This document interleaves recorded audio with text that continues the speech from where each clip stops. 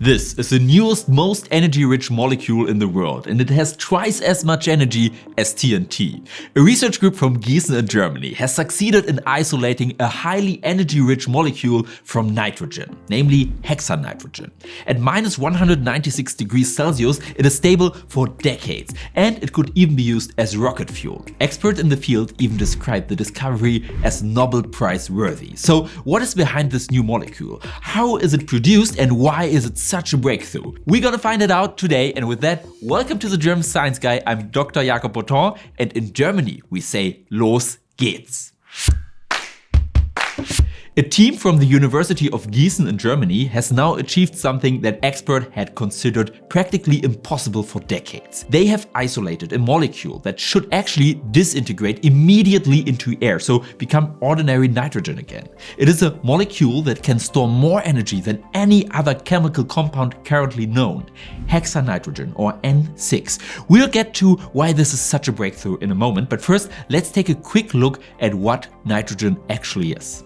So nitrogen is, as many of you know, one of the most important elements on Earth. Without nitrogen, there would be no proteins, no DNA, and therefore no life as we know it. In nature, nitrogen occurs almost exclusively as molecular nitrogen, so N2. Molecular simply means that two individual nitrogen atoms bond to form a fixed pair, and this is the only form in which they occur in nature.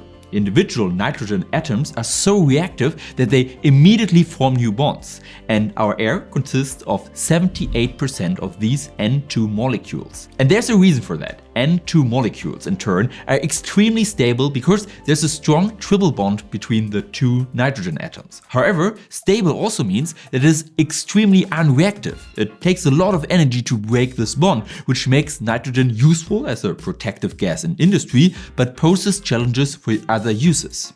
And here we need to talk about the so-called polynitrogen compounds. Molecules that consist of more than two nitrogen atoms.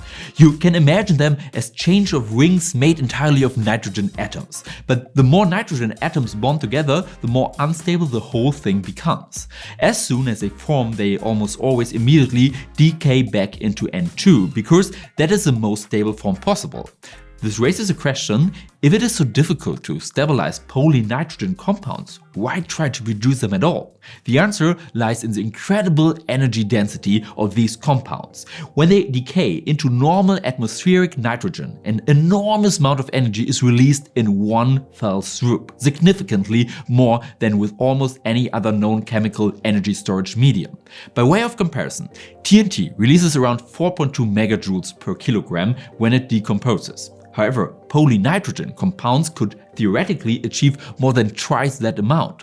However, until now, very few such compounds have been isolated and studied. The azide radical N3 was detected for only a short time in the 1950s. In 2002, researchers succeeded in detecting a molecule consisting of 4 nitrogen atoms, so N4, but only during a very complicated experiment, and it was so unstable that it could not even be isolated. All larger nitrogen chains that have been possible to hold on to so far were either bound to other substances such as metals, or they were electrically charged. And this is where hexanitrogen or N6 comes into play. For the first time, a neutral pure nitrogen molecule larger than N2 has been synthesized by the team at the University of Giessen, and it is so stable that it can be examined in more detail. Put simply, N6 consists of 6 nitrogen atoms, so 2 N3 chains that are linked together. It is precisely this special structure that makes the molecule at least somewhat more stable than other polynitrogen compounds. However, stable is a flexible term. Only at extremely low temperatures, namely minus 196 degrees Celsius, can it actually remain stable for over 100 years. Of course, the researchers did not wait 100 years to make this statement. It can be calculated using various equations and informations about the decay rate and energy barrier, just to say so. Measurements have shown that at room temperature, the molecule lasts only about 35 milliseconds on average before it decays back into normal atmospheric nitrogen. So this is the opposite. According to the research group, this is sufficient to capture and examine it and then perform this type of calculation. And when hexanitrogen decomposes, it simply produces normal nitrogen, the gas that is already the main component of the air we breathe. This makes it extremely interesting from an environmental perspective. There are no toxic byproducts or CO2. But first things first, to produce this molecule, the team from Giessen reacted a well-known nitrogen compound, silver azide, with chlorine gas or bromine. The resulting N6 then had to be immediately frozen in a so-called argon matrix at -196 degrees Celsius to prevent it from decomposing again within 35 milliseconds. And -196 degrees is no coincidence, but exactly the temperature of liquid nitrogen. And this is something we all know, chemists everywhere use it as a practical standard cooling source, and actually in summer it's great to make ice cream. It's super nice, you can make it, and the ice cream is super soft because it freezes so quickly. There are no big ice crystals. Done it myself, you really have to try it, it's great. And it is also important for hexanitrogen and the experiments in Giessen, because at this temperature the inert argon matrix solidifies and the N6 molecule is immobilized. This made it possible to isolate tiny amounts of N6 and examine them using state-of-the-art methods. What is impressive and what makes this discovery so special is that N6 is the first pure neutral polynitrogen molecule to be captured and examined that is truly measurably stable. And the molecule has great potential. When N6 decays, around 9.2 megajoules per kilogram are released. This is twice as much energy as TNT and even around 1.6 times more than HMX or oxygen, the most energy-rich molecule to date. So what does this mean for applications? Of course, the discovery is first and foremost a spectacular breakthrough for basic research, because it was long considered almost impossible to actually synthesize and characterize such a molecule. Hexanitrogen is currently still purely basic research. However, it is promising because, in theory, it could serve as an ultra-safe explosive or an extremely efficient energy storage medium, especially since it does not produce CO2 or other pollutants when decomposed. The head of the study says that N6 would not burn like a flame, but would simply deliver a huge burst of energy and a lot of gas, ideal for rocket engines, completely non-toxic and non-corrosive. But there's still many hurdles and unanswered questions to overcome before we get there, and that brings us to the big hurdle of the video. If you've already watched a video on this channel, you know the drill by now. The big hurdle is a part in the video where we look at the critical points, the limitations in a scientific paper. It would be, we look at the critical points of an innovation. And we also have to do this today. Before, maybe you want to subscribe and activate the bell. This way you don't miss any more videos, and also you support this channel, which means a lot to me. Okay, let's get to the problems. A key problem remains instability at room temperature.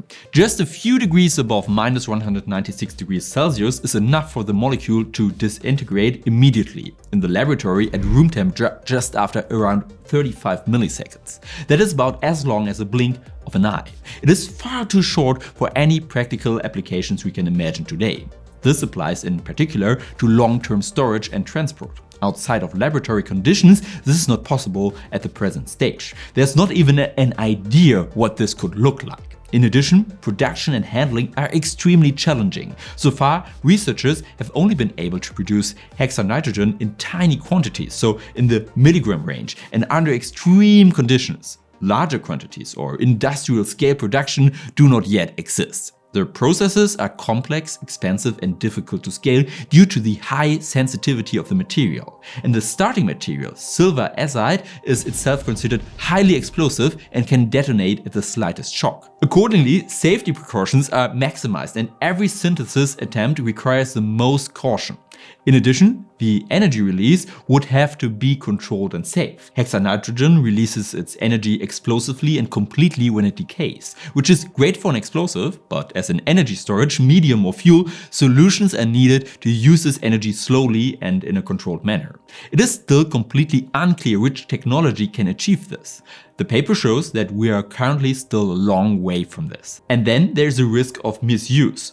Any substance with such a high energy content naturally raises concerns about whether it could be misused for military or criminal purposes. It would probably take years or decades before anyone could even think of producing large quantities, but the theoretical potential alone is somehow frightening. But for me, hexanitrogen is clearly a real scientific milestone. It is, so to speak, a proof of principle and shows the incredible energy storage potential that pure nitrogen compounds could have. And I'm not the only one who sees it in that way. Some experts agree. Carl Christie, a chemist at the University of Southern California, for example, told Chemistry World magazine that the work is spectacular and worthy of a Nobel Prize. And the research team even believes that a synthesis of N10 is now possible. Nevertheless, I still have a few questions. Will it even be possible to make N6 or similar molecules truly stable and suitable for everyday use? Will it be possible to implement this as a storage method, or will hexanitrogen remain just an exciting laboratory phenomenon?